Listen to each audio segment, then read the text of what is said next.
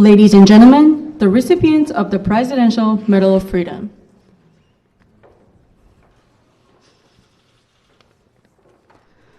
Kareem Abdul-Jabbar.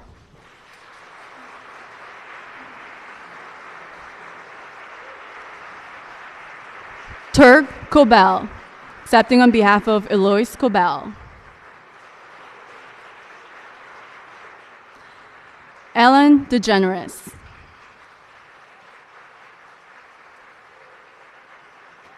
Robert DeNiro.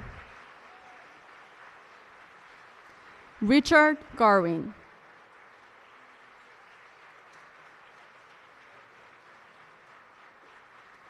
Bill and Melinda Gates.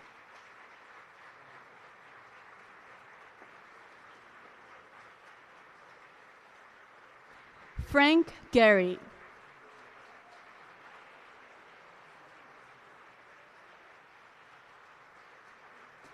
Margaret Hamilton.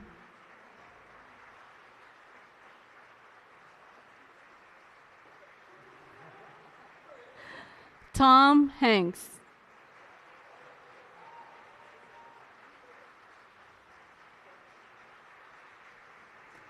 Deborah Marie, accepting on behalf of Grace Hopper.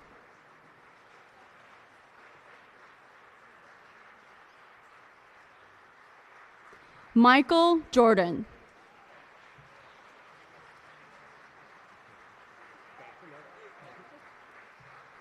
Maya Lin.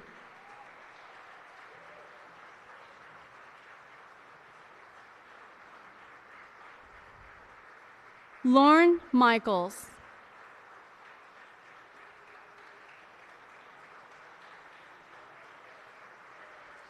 Newt Minow.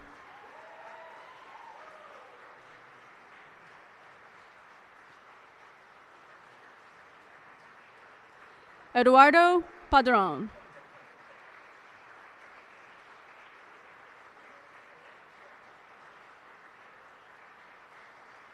Robert Redford.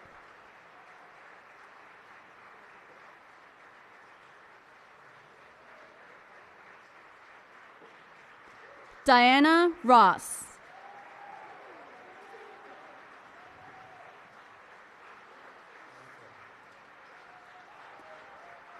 Vin Scully.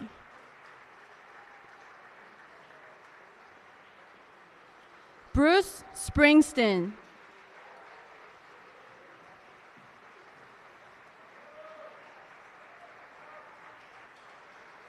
Cicely Tyson.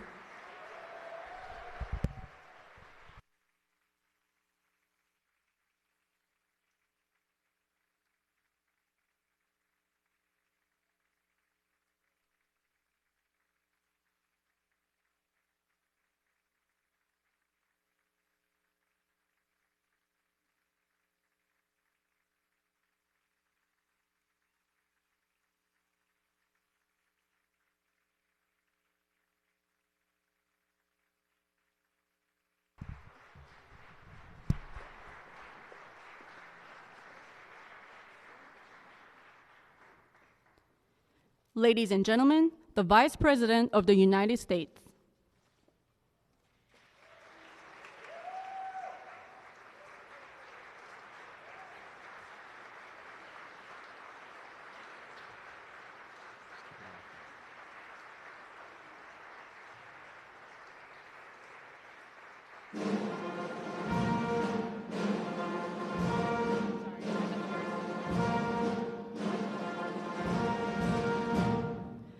Ladies and gentlemen, the President of the United States and Mrs. Michelle Obama.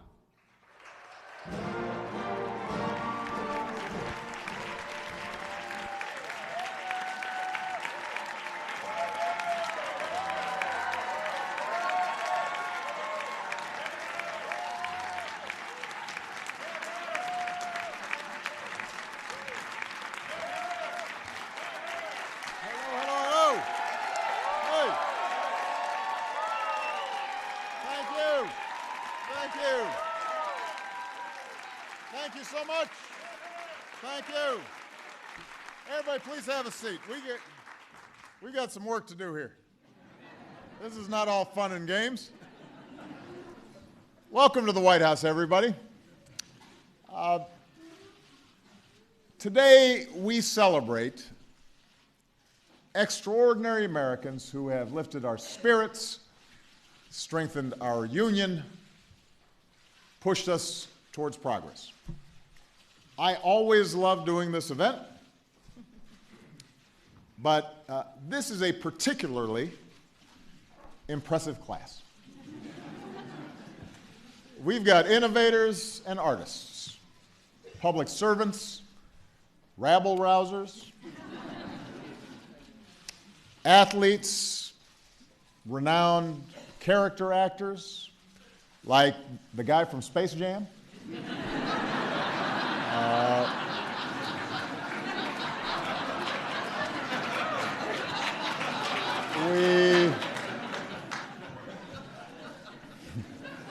We pay tribute to those distinguished individuals with our nation's highest civilian honor, the Presidential Medal of Freedom. Now, let me tell you a little bit about each of them. First, we came close to missing out on a Bill and Melinda Gates incredible partnership because apparently Bill's opening line was, "Do you want to go out 2 weeks from this coming Saturday?"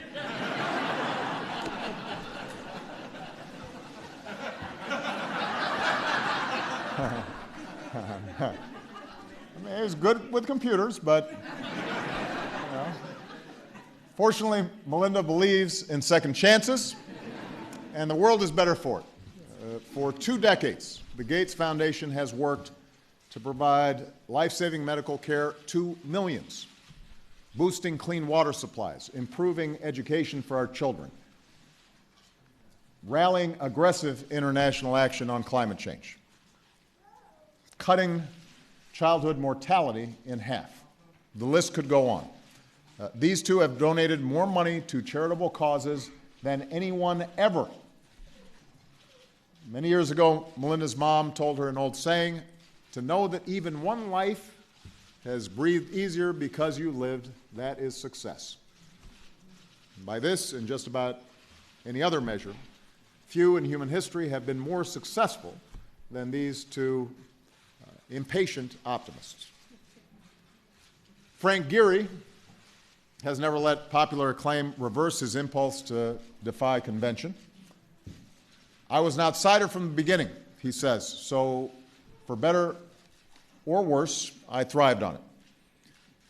The child of poor Jewish immigrants, Frank grew up in Los Angeles, and throughout his life he embraced the spirit of a city defined by an open horizon.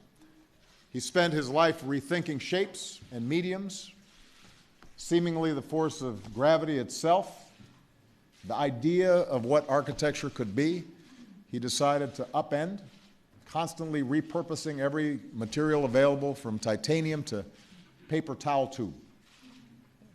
He's inspiring our next generation through his advocacy for arts education in our schools.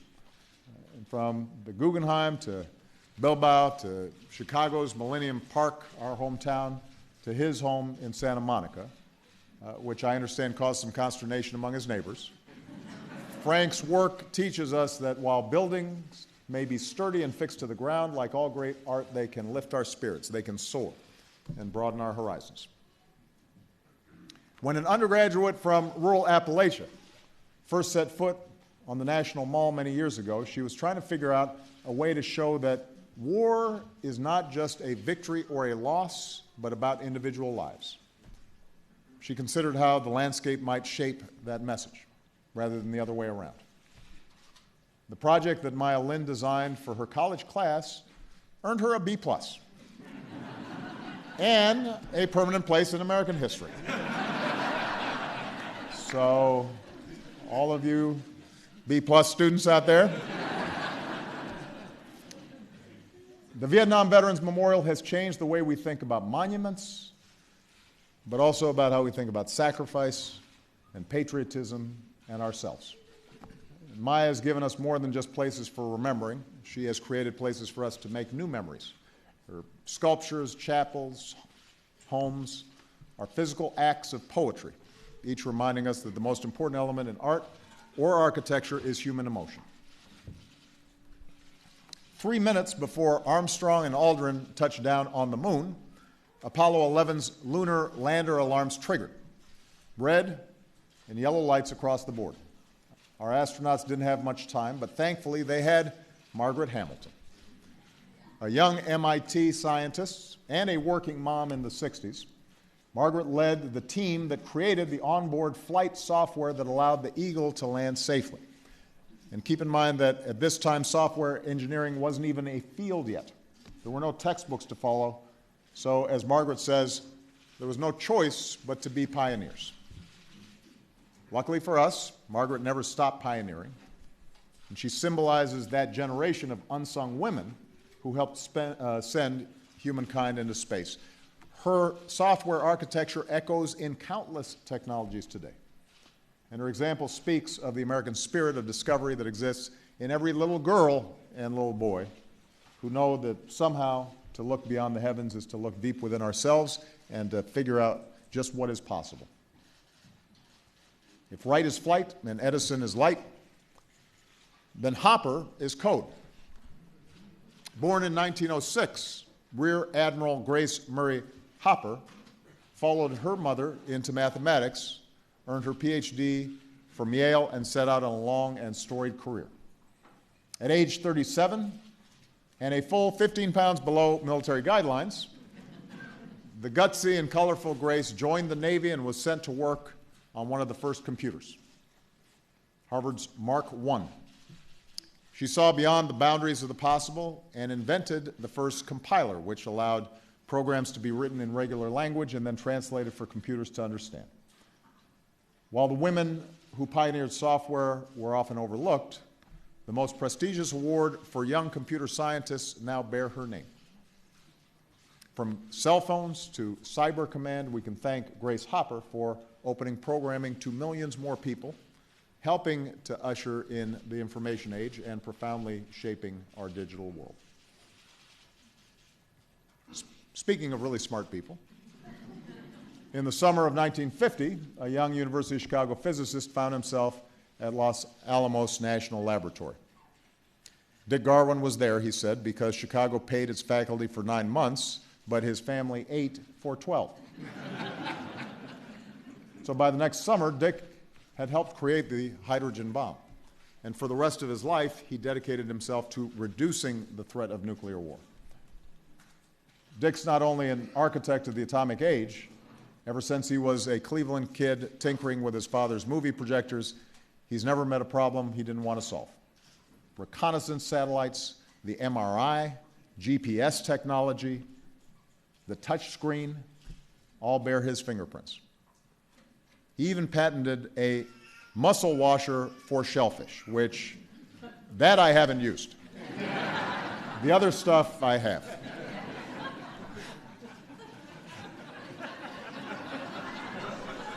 Where is he? Okay. Dick has advised nearly every president since Eisenhower, often rather bluntly. Enrico Fermi, also a pretty smart guy, is said to have called Dick the only true genius he ever met. I do want to see this muscle washer. Along with these scientists, artists, and thinkers, we also honor those who have shaped our culture from the stage and the screen. In her long and extraordinary career, Cicely Tyson has not only exceeded as an actor, she has shaped the course of history. Cicely was never the likeliest of Hollywood stars. The daughter of immigrants from the West Indies, she was raised by a hardworking and religious mother who cleaned houses and forbade her children to attend the movies. But once she got her education and broke into the business, Cicely made a conscious decision not just to say lines, but to speak out. I would not accept roles, she said, unless they projected us, particularly women, in a realistic light and dealt with us as human beings. And from Sounder to The Trip to Bountiful to the autobiography of Miss Jane Pittman, Cicely's convictions and grace have helped for us to see the dignity of every single beautiful member of the American family. And she's just gorgeous. And yes, she is. In 1973, a critic wrote of Robert De Niro, "This kid doesn't just act, he takes off into the vapors." And it was true. His characters are iconic. A Sicilian father turned New York mobster, a mobster who runs a casino, a mobster who needs therapy, a father-in-law who's scarier than a mobster, Al Capone, a mobster.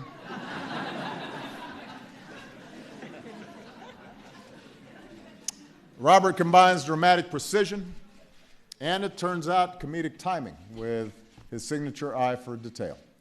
And while the name De Niro is synonymous with tough guy, his true gift is the sensitivity that he brings to each role. This son of New York artist didn't stop at becoming one of the world's great actors. He's also a director, a philanthropist, co-founder of the Tribeca Film Festival.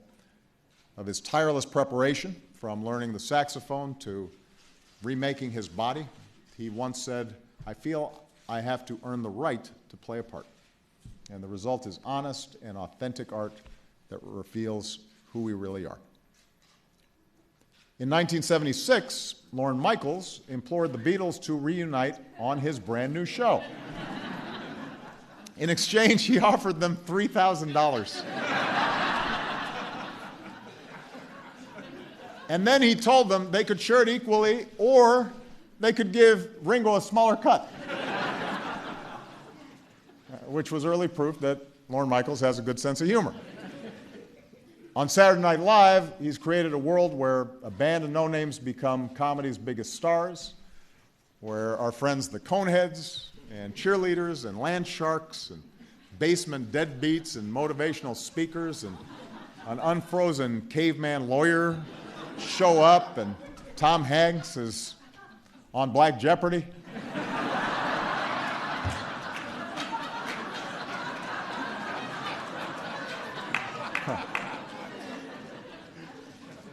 After 4 decades, even in this fractured media culture that we've got, SNL remains appointment viewing, a mainland into not just our counterculture, but our culture.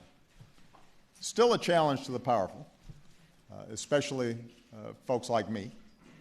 And yet, even after all these years, Lorne jokes that his tombstone should bear just a single word that's often found in the show's reviews: uneven.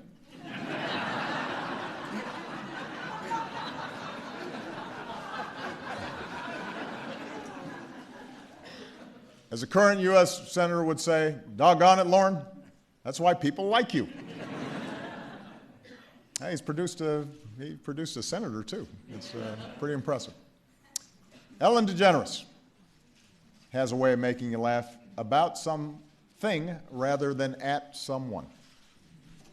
Except when I danced on her show. She laughed at me. But that's okay. It's easy to forget now. When we've come so far, where now marriage is equal under the law, just how much courage was required for Ellen to come out on the most public of stages almost 20 years ago. Just how important it was, not just to the LGBT community, but for all of us, to see somebody so full of kindness and light, somebody we liked so much, somebody who could be our neighbor or our colleague or our sister, challenge our own assumptions, remind us that we have more in common than we realize, push our country in the direction of justice. What an incredible burden that was to bear, to risk your career like that. People don't do that very often. And then to have the hopes of millions on your shoulders. But it's like Ellen says, we all want a tortilla chip that can support the weight of guacamole, which really makes no sense to me. But I thought would break the mood, because I was getting kind of choked up.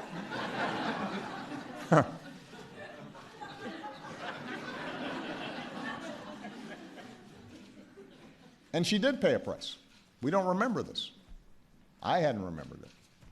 She did, for a pretty long stretch of time, even in Hollywood. And yet, today, every day, in every way, Ellen counters what too often divides us with the countless things that bind us together, inspires us to be better. One joke, one dance at a time. When the candidate wins his race in the iconic 1972 film of the same name, which continues, by the way, for those of you who haven't seen it, and many of you are too young, to be perhaps the best movie about what politics is actually like ever. He famously asks his campaign manager the reflective and revealing question, what do we do now? And like the man he played in that movie, Robert Redford has figured it out and applied his talent and charm to achieve success. We admire Bob not just for his remarkable acting, but for having figured out what to do next. He created a platform for independent filmmakers with the Sundance Institute. He has supported our national parks and our national resources as one of the foremost conservationists of our generation. He's given his unmatched charisma to unforgettable characters like Roy Hobbs, Nathan Muir, and of course the Sundance Kid, entertaining us for more than half a century. As an actor, director, producer, and as an advocate, he has not stopped. And apparently drives so fast that he had breakfast in Napa and dinner in Salt Lake. At 80 years young, Robert Redford has no plans to slow down. According to a recent headline, the movie Sully was the last straw. We should never travel with Tom Hanks. I mean, you think about it. You got pirates, plane crashes, you get marooned in airport purgatory, volcanoes. Something happens with Tom Hanks. And yet, somehow we can't resist going where he wants to take us. He's been an accidental witness to history, a crusty woman's baseball manager, an everyman who fell in love with Meg Ryan 3 times, made it seem natural to have a volleyball as your best friend. From a Philadelphia courtroom to Normandy's beachheads to the dark side of the moon, he has introduced us to America's unassuming heroes. Tom says he just saw ordinary guys who did the right thing at the right time. Well, it takes one to know one. And America's dad has stood up to cancer with his beloved wife Rita. He's championed our veterans, supported space exploration, and the truth is Tom has always saved his best roles for real life. He is a good man, which is the best title you can have. So we've got innovators, entertainers, 3 more folks who've dedicated themselves to public service. In the early 1960s, thousands of Cuban children fled to America seeking an education they'd never get back home. And one refugee was a 15-year-old named Eduardo Pedron, whose life changed when he enrolled at Miami-Dade College. That decision led to a bachelor's degree, then a master's degree, then a PhD, and then he had a choice. He could go into corporate America or he could give back to his alma mater. And Eduardo made his choice to create more stories just like his. As Miami-Dade's president since 1995, Dr. Pedron has built a dream factory for one of our nation's most diverse student bodies, 165,000 students in all. He is one of the world's preeminent education leaders, thinking out of the box, supporting students throughout their lives, embodying the belief that we're only as great as the doors we open. Eduardo's example is one we can all follow, a champion of those who strive for this same American dream that first drew him to our shores. When Eloise Cobell first filed a lawsuit to recover lands and money for her people, she didn't set out to be a hero. She said, I just wanted to give justice to people that didn't have it. And her lifelong quest to address the mismanagement of American Indian lands, resources, trust funds, wasn't about special treatment, but the equal treatment at the heart of the American promise. She fought for almost 15 years across 3 presidents, 7 trials, 10 appearances before a federal appeals court. All the while, she traveled the country some 40 weeks a year, telling the story of her people. And in the end, this graduate of a one-room schoolhouse became a MacArthur genius. She was a proud daughter of Montana's Blackfeet Nation, reached ultimately a historic victory for all Native Americans through sheer force of will and a belief that the truth will win out. Eloise Cobell overcame the longest odds, reminding us that fighting for what is right is always worth it. Now, every journalist in the room, every media critic knows the phrase Newt Minow coined, the vast wasteland.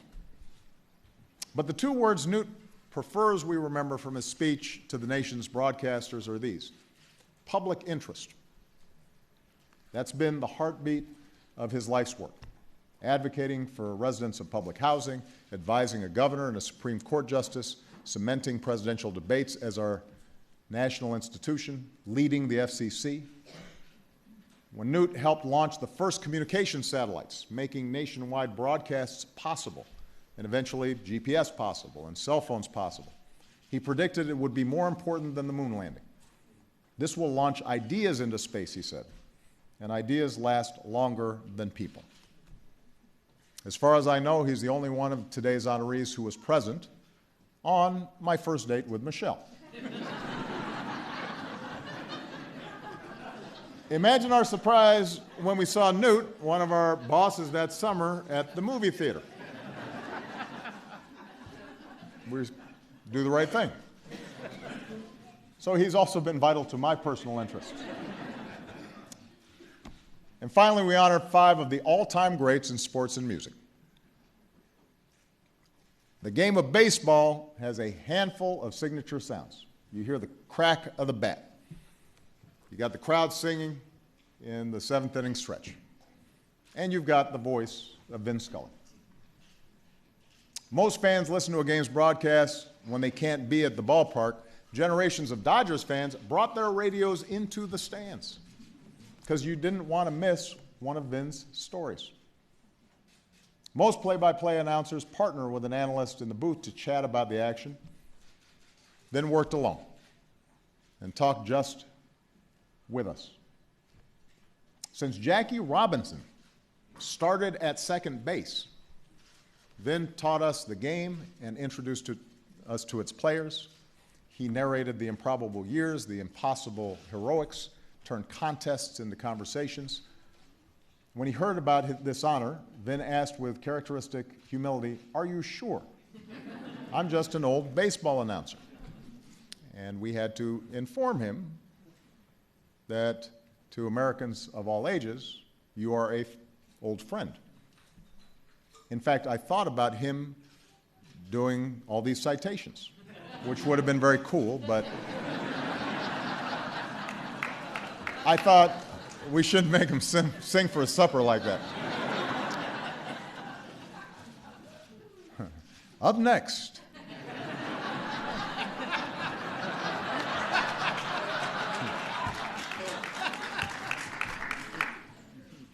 Here's how great Kareem Abdul-Jabbar was. 1967, he had spent a year dominating college basketball. The NCAA bans the dunk. They didn't say it was about Kareem, but it was about Kareem. When a sport changes its rules to make it harder just for you, you are really good.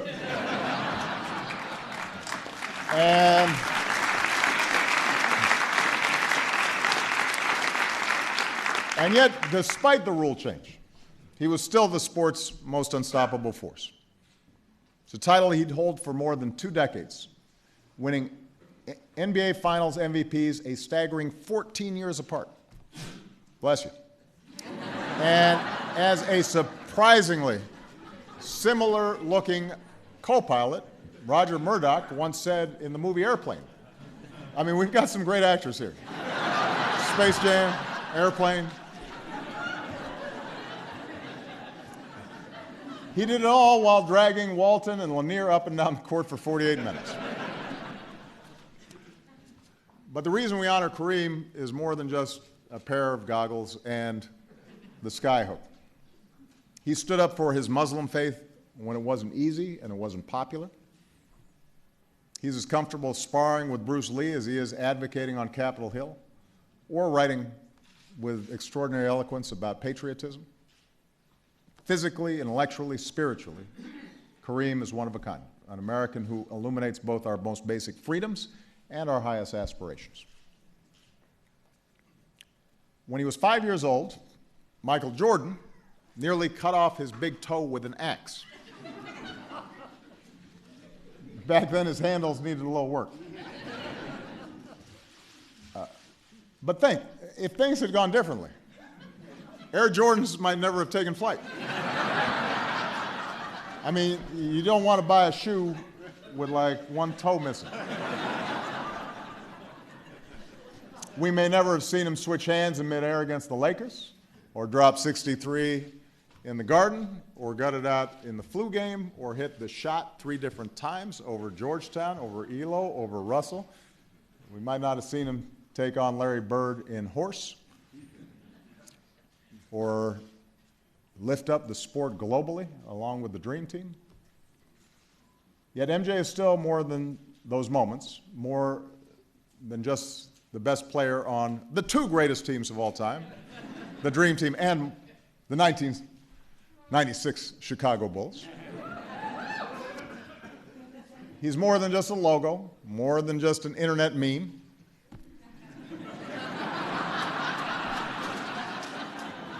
It's more than just a charitable donor or a business owner committed to diversity. There is a reason you call somebody the Michael Jordan of. Michael Jordan of neurosurgery, or the Michael Jordan of rabbis, or the Michael Jordan of outrigger canoeing. And they know what you're talking about. Because Michael Jordan is the Michael Jordan of greatness. He is the definition of somebody so good at what they do that everybody recognizes it. That's pretty rare.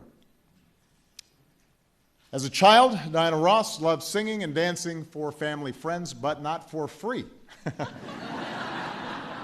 She was smart enough to pass the hat. And later in Detroit's Brewster housing projects, she met Mary Wilson and Florence Ballard. Their neighbor, Smokey Robinson, put them in front of Berry Gordy, and the rest was magic, music history. The Supremes earned a permanent place in the American soundtrack. Along with her honey voice, her soulful sensibility, Diana exuded glamour and grace and filled stages that helped to shape the sound of Motown. On top of becoming one of the most successful recording artists of all time, raised 5 kids, somehow found time to earn an Oscar nomination for acting. Today, from the hip-hop that samples her, to the young singers who've been inspired by her, to the audiences that still cannot get enough of her, Diana Ross's influence is inescapable as ever. He was sprung from a cage out on Highway 9. Quiet kid from Jersey, just trying to make sense of the temples of dreams and the mystery that dotted his hometown: pool halls, bars, girls and cars, altars and assembly lines. And for decades, Bruce Springsteen has brought us all along on a journey consumed with the bargains between ambition and injustice and pleasure and pain, the simple glories and scattered heartbreak of everyday life in America. To create one of his biggest hits, he once said, "I wanted to craft a record that sounded like the last record on earth, the last one you'd ever need to hear, one glorious noise, then the apocalypse." Every restless kid in America was given a story, born to run. He didn't stop there. Once he told us about himself, he told us about everybody else. Steel worker in Youngstown, the Vietnam vet and Born to Run, born in the USA, the sick and marginalized on the streets of Philadelphia, the firefighter carrying the weight of a reeling but resilient nation on the rising, the young soldier reckoning with devils and dust in Iraq, the communities knocked down by recklessness and greed in the wrecking ball. All of us with our faults and our failings, every color and class and creed, bound together by one defiant, restless train rolling toward the land of hope and dreams. These are all anthems of our America, the reality of who we are and the reverie of who we want to be. The hallmark of a rock and roll band, Bruce Springsteen once said, is that the narrative you tell together is bigger than anyone could have told on your own. And for decades, alongside the big man, little Stephen, a Jersey girl named Patty, and all the men and women of the E Street Band, Bruce Springsteen has been carrying the rest of us on his journey, asking us all, what is the work for us to do in our short time here? I am the president, he is the boss. And pushing 70, he's still laying down 4-hour live sets. If you have not been at them, he is working. Fire-breathing rock and roll. So I thought twice about giving him a medal named for freedom because we hope he remains, in his words, a prisoner of rock and roll for years to come. So I told you this is like a really good class. Ladies and gentlemen, I want you all to give it up for the recipients of the 2016 Presidential Medal of Freedom.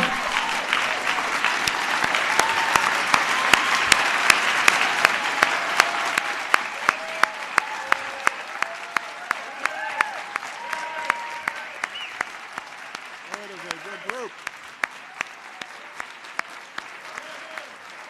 All right.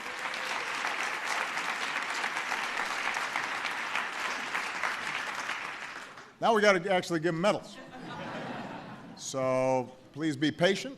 We are going to have my military aide read the citations. Each one of them will come up and receive the medals, and then we'll wrap up the program. Okay? Let's hit it. Kareem Abdul-Jabbar. This one's going to be hard.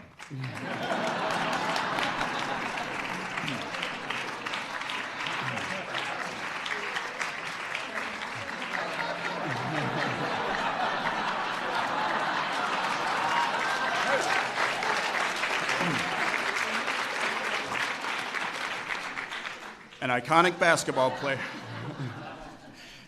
basketball player who revolutionized the sport with his all-around play and signature skyhook, Kareem Abdul-Jabbar is a 19-time All-Star, a 6-time world champion, and the leading scorer in NBA history.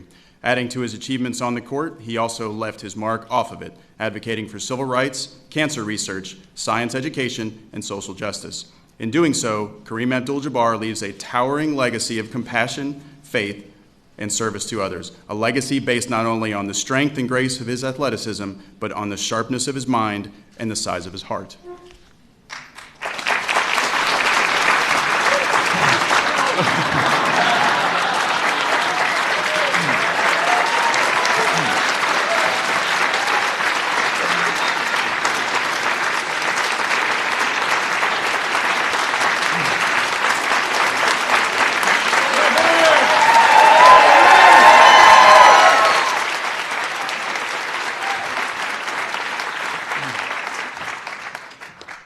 Cobell, accepting on behalf of his mother, Eloise C. Cobell, Yellowbird Woman.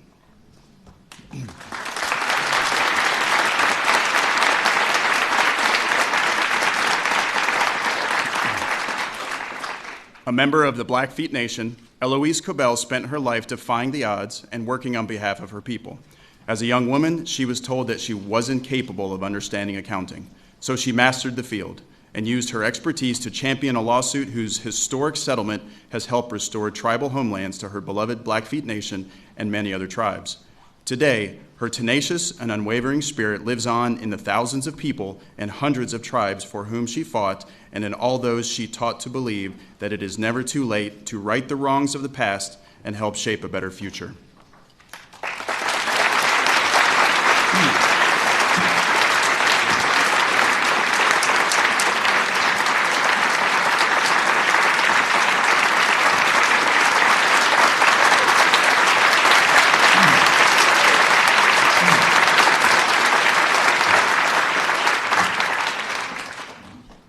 DeGeneres.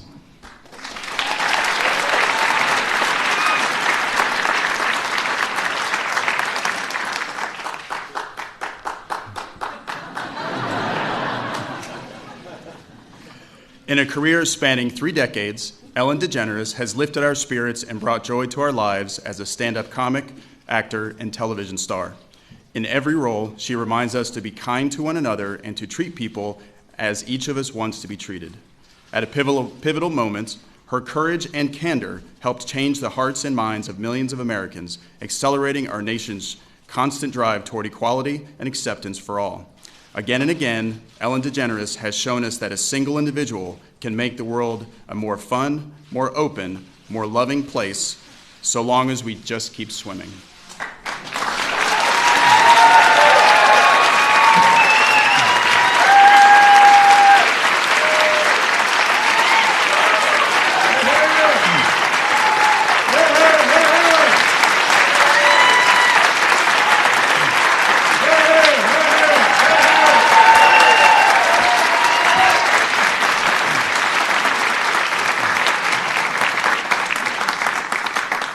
Robert DeNiro.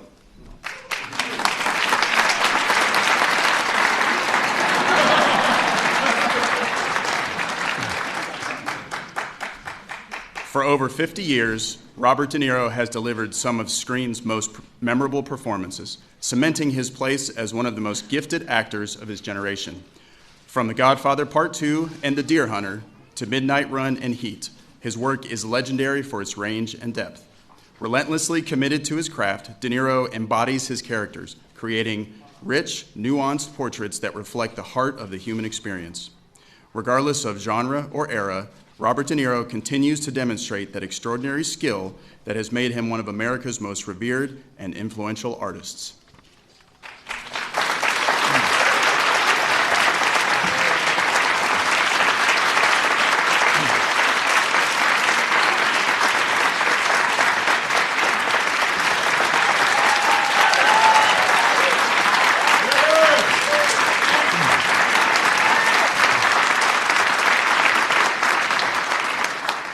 Richard L. Garwin.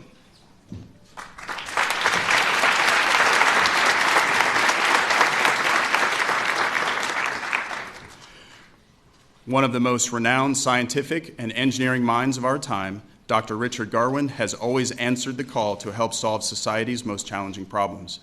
He has coupled his pioneering work in defense and intelligence technologies with leadership that underscores the urgency for humanity to control the spread of nuclear arms.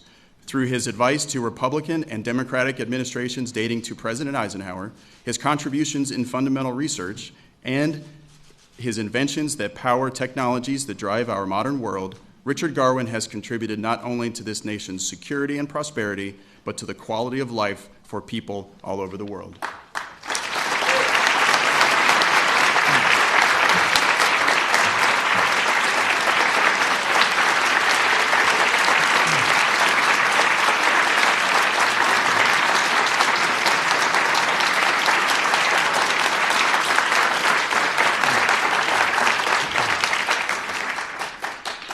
William H. Gates III and Melinda French Gates.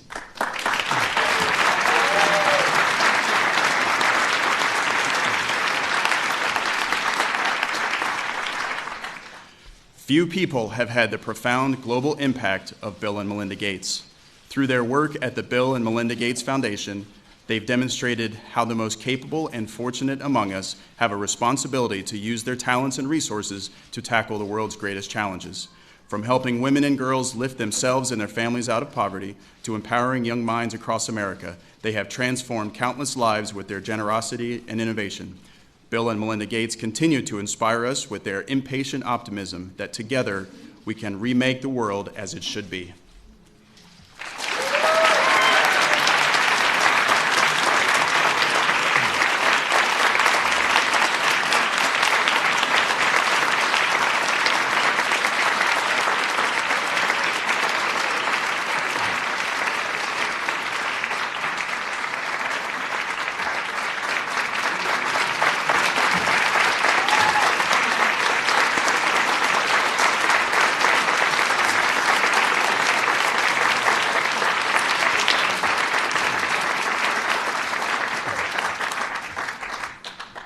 Frank Gehry.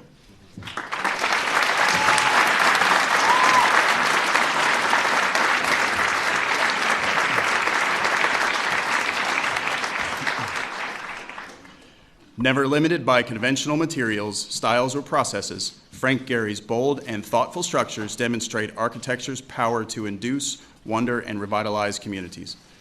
A creative mind from an early age, he began his career by building imaginary homes in cities with scrap material from his grandfather's hardware store.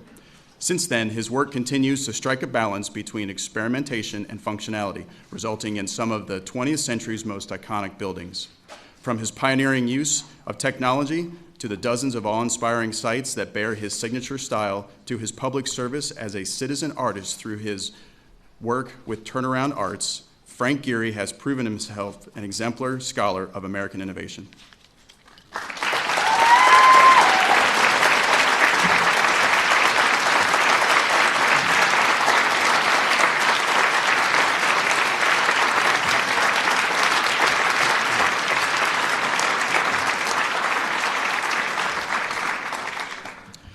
Margaret Hayfield Hamilton.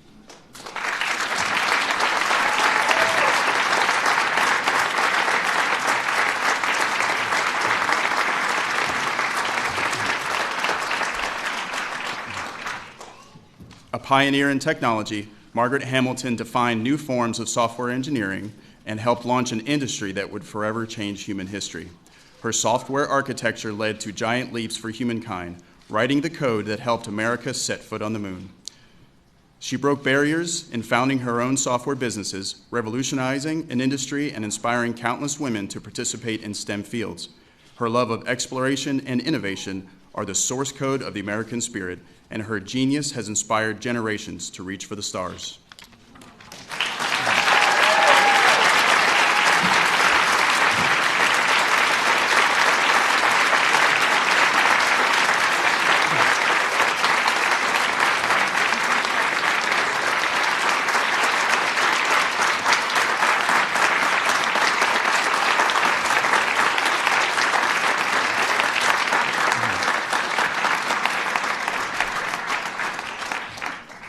Thomas J. Hanks.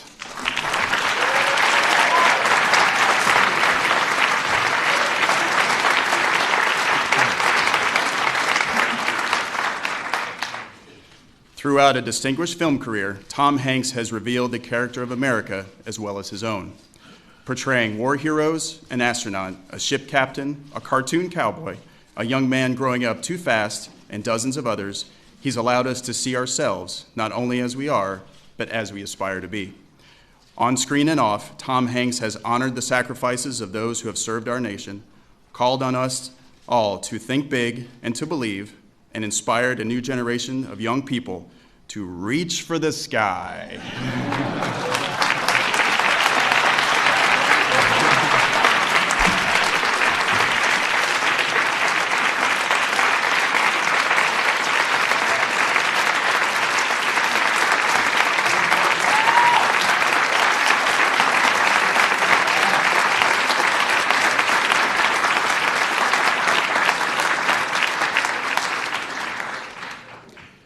Deborah Murray, accepting on behalf of her great-aunt, Grace Murray Hopper.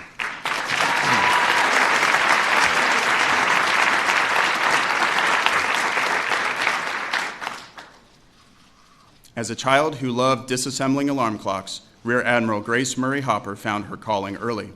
A Vassar alumna with a PhD in mathematics from Yale, Hopper served in the Navy during World War II, becoming one of the first programmers in early computing. Known today as the Queen of Code, Grace Hopper's work helped make the coding language more practical and accessible. She invented the first compiler, or translator, a fundamental element of our now digital world. Amazing Grace was committed to making the language of computer programming more universal. Today, we honor her contributions to computer science and the sense of possibility she inspired in generations of young people.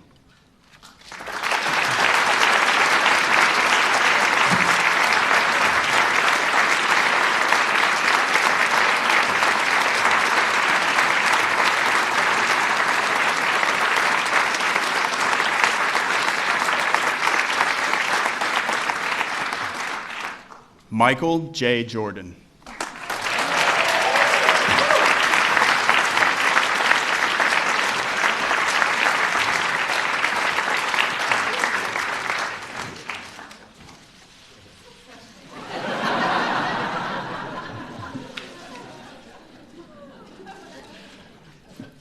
Powered by a drive to compete that earned him every major award in basketball, including 6 NBA championships, 5 Most Valuable Player awards, and 2 gold medals, Michael Jordan has a name that's become a synonym for excellence. His wagging tongue and high-flying dunks redefined the game, making him a global superstar whose impact transcended basketball and shaped our nation's broader culture. From the courts in Wilmington, Chapel Hill, and Chicago to the owner's suite he occupies today, his life and example have inspired millions of Americans to strive to be like Mike.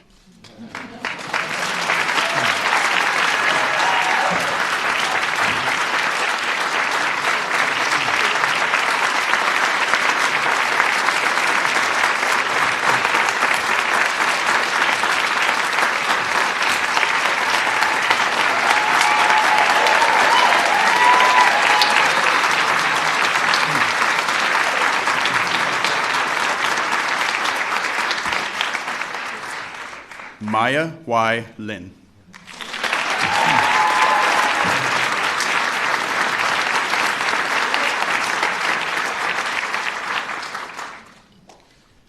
Boldly challenging our understanding of the world, Maya Lin's designs have brought people of all walks of life together in spirits of remembrance, introspection, and humility. The manipulation of natural terrain and topography within her works inspires us to bridge our differences and recognize the gravity of our collective existence.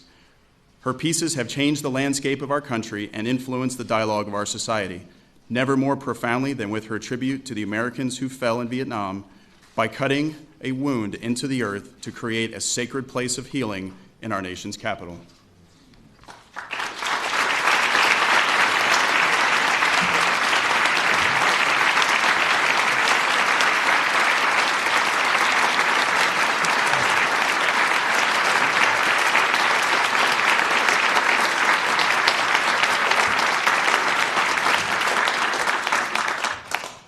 Lorne Michaels.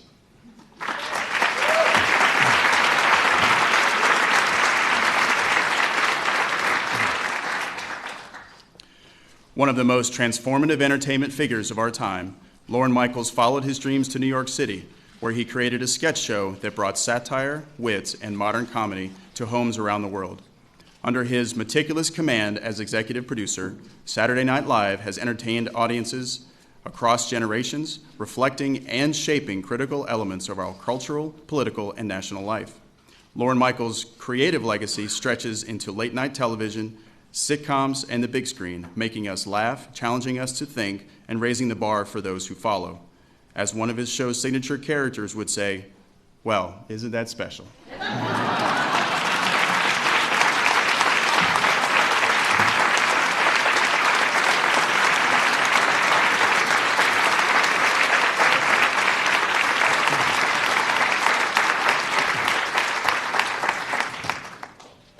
Newton N. Minow.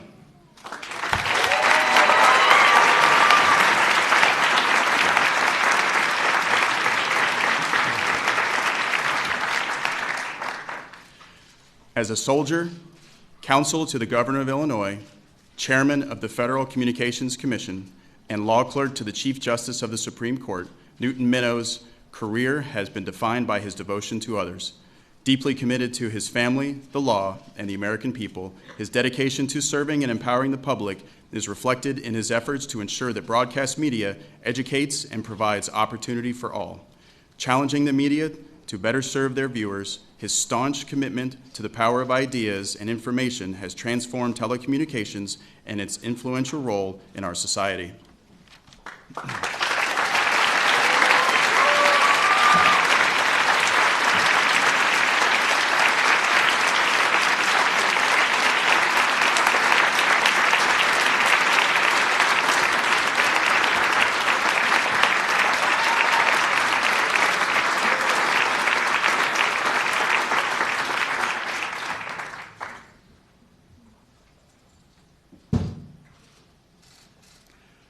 Dr. Eduardo J. Padron.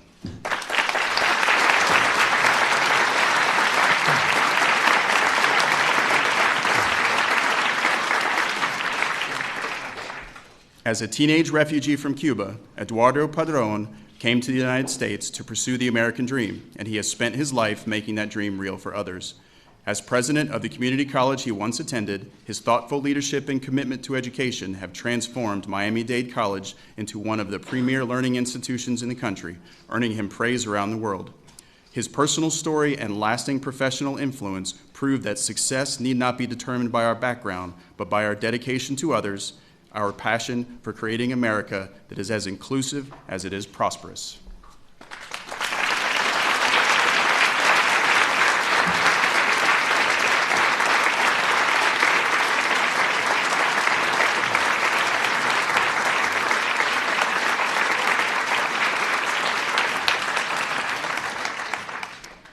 Robert Redford.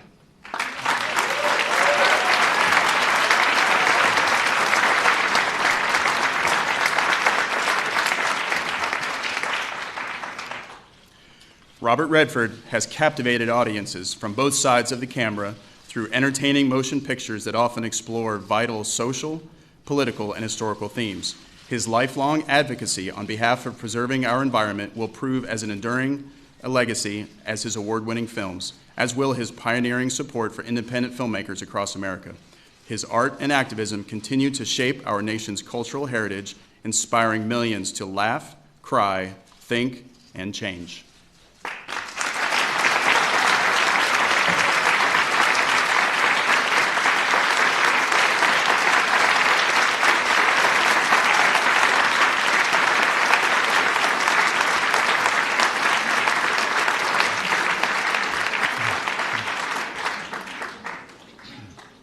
Diana Ross.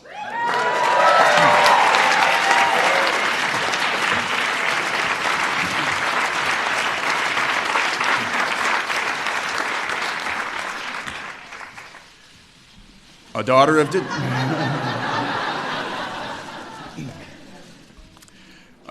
Detroit, Diana Ross helped create the sound of Motown with her iconic voice. From her groundbreaking work with the Supremes to a solo career that has spanned decades, she has influenced generations of young artists and shaped our nation's musical landscape. In addition to a Grammy Lifetime Achievement Award and countless musical accolades, Diana Ross has distinguished herself as an actor, earning an Oscar nomination and a Golden Globe Award. With over 25 albums, unforgettable hit singles, and live performances that continue to captivate audiences around the world, Diana Ross still reigns supreme.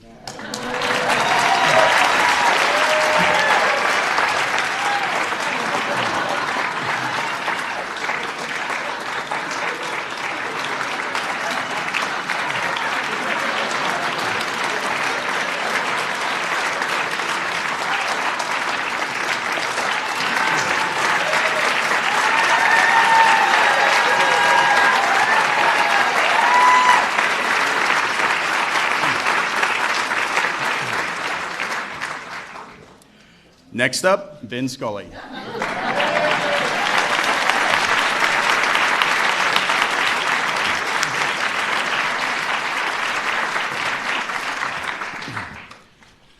With a voice that transcended a sport and transformed a profession, Vin Scully narrated America's pastime for generations of fans.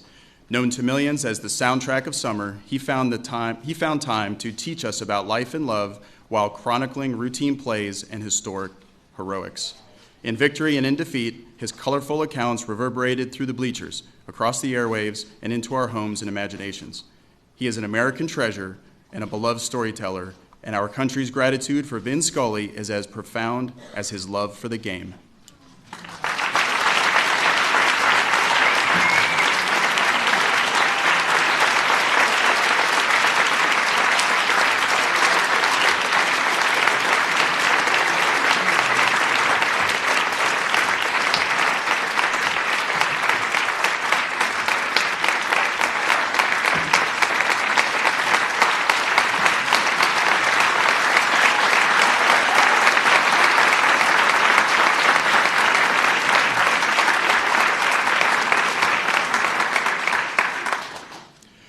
Bruce F. Springsteen.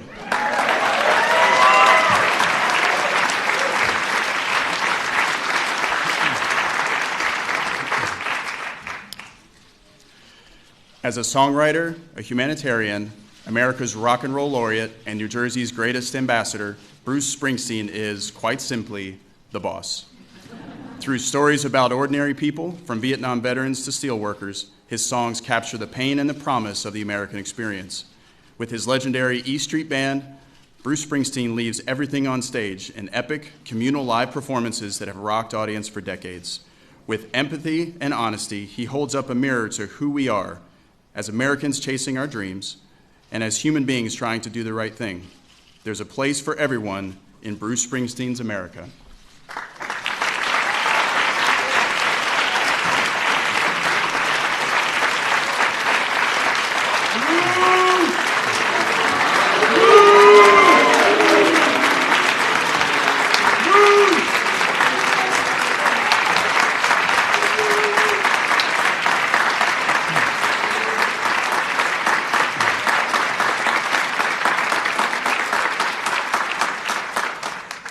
Cicely Tyson.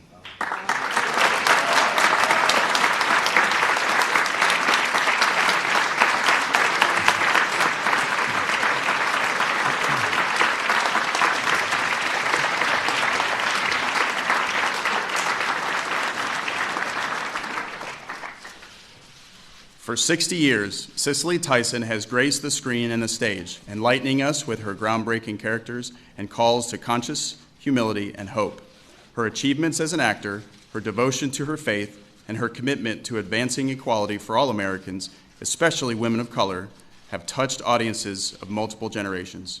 From the autobiography of Miss Jane Pittman to Sounder to The Trip to Bountiful, Cicely Tyson's performances illuminate the character of our people and the extraordinary possibilities of America.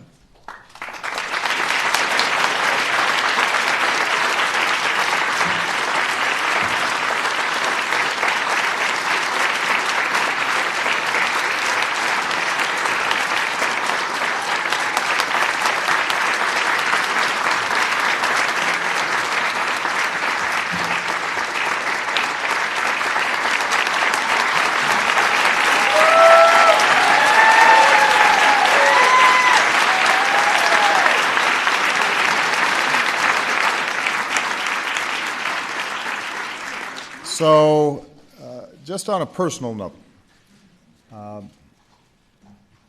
of the reason that these events are so special to me is because everybody on this stage has touched me in a very powerful personal way, in ways that they probably couldn't imagine, whether it was having been inspired by a song or a game or a story or a film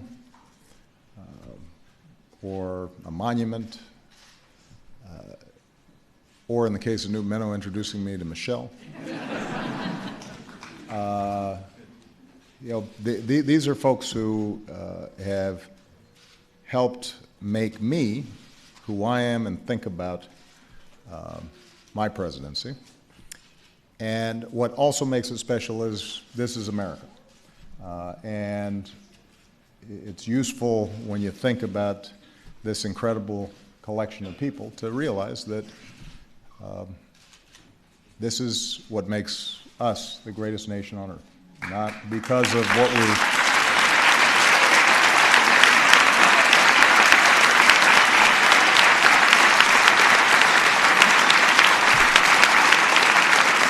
Not because of our differences, but because in our difference we find something common to share. And what a glorious thing that is. What a great gift that is to America.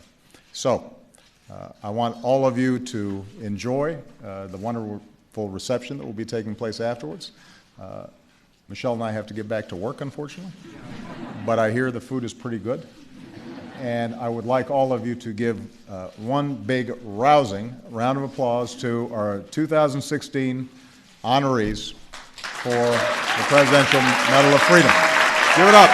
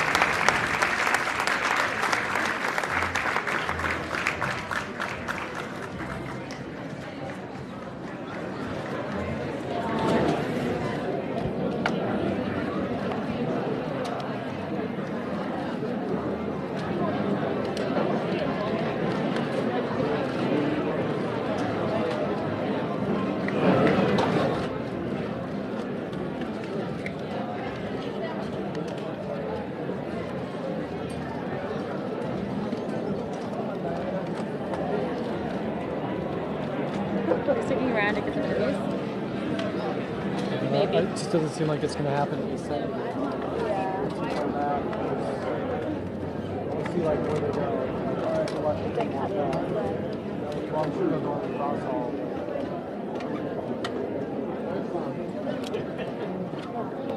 That was very cool. That was one of the better ones I've seen. As far as like A-plus cast. I would say, what he said at the end, this is like the greatest class. Wow. All right. Yeah, I was going to say, I'm supposed to radio scheduling is early today. I was like, I won't be out till Sorry. Oh.